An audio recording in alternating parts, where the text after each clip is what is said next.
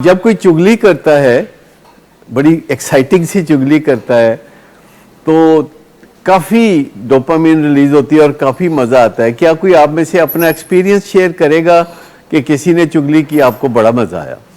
چگلی کا ایلیمنٹ ایک یہ بھی ہوتا ہے کہ وہ بندہ کہتا ہے کہ میرا نام نہیں لینا.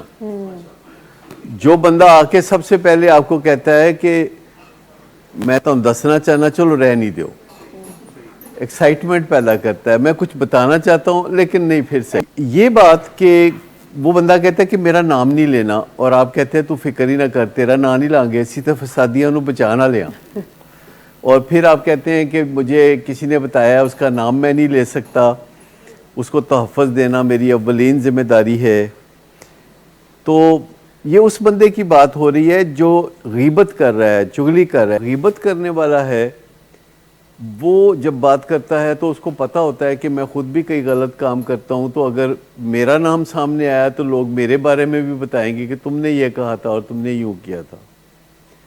تو ان سب چیزوں کو سمجھنے کی تھوڑا ضرورت ہے. لیکن یہاں جو بات میں کر رہا تھا اور جاننا چاہ رہا تھا کہ ہم پروٹیکٹ کیوں کرنا چاہتے ہیں اس بندے کو، تو آپ نے بتایا کہ تاکہ ہمارا جو مزے کا سورس ہے، جو ڈوپامین پروڈکشن کا سورس ہے، جس سے ہمیں مزیدار خبریں ملتی ہیں، وہ آئندہ بھی یہ خبر رساں ایجنسی کا کام کرتا رہے.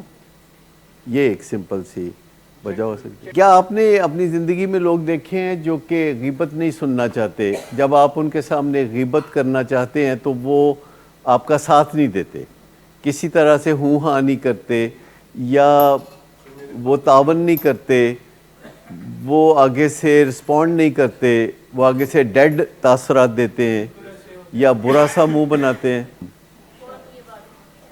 ہاں، مجھے بھی بہت جدوجہد کرنی پڑی، کافی سال جدوجہد کرنی. جب ادارے میں میرے پاس کوئی غیبت کرنے آتا ہے تو میں ہمیشہ ڈکلائن کرتا ہوں اس کو کہ یہ نہ کرو.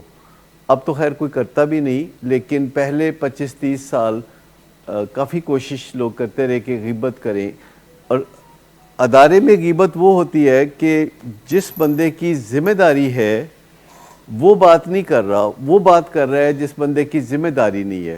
یعنی کسی بندے کا جونیئر بات کر رہا ہے تو وہ غیبت ہوگی، اور کیونکہ وہ چاہتا ہے کہ یہ بات کسی کو بتائی نہ جائے.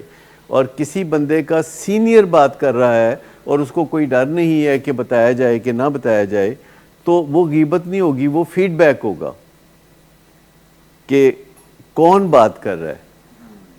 لیکن ہمارے ادارے میں بہت سال پہلے ایک ڈاکٹر صاحبہ تھیں، ان سے میں نے ایک تکنیک سیکھی تھی کہ جب کوئی غیبت کا آغاز کرتا ہے تو بہت برا سا منہ بنائے، جیسے ایسے کر، تو اس کے بعد دوسرا بندہ بے مزہ ہو کے تو اپنی غیبت کو یا تو شارٹ کر دے گا یا ختم کر دے گا، یا آئندہ کے لیے سوچ لے گا کہ نہیں یہ کام نہیں کرنا. لیکن ایکسائٹمنٹ کی خاطر دل کرتا ہے کہ کوئی غیبت کرے، کوئی ہمیں راز کی بات پتہ چل جائے. یہ ایسے شروع میں ہی شوق ہوتا ہے کہ کوئی غیبت کر دے. اصل چیز تو وسل بلوئنگ ہے.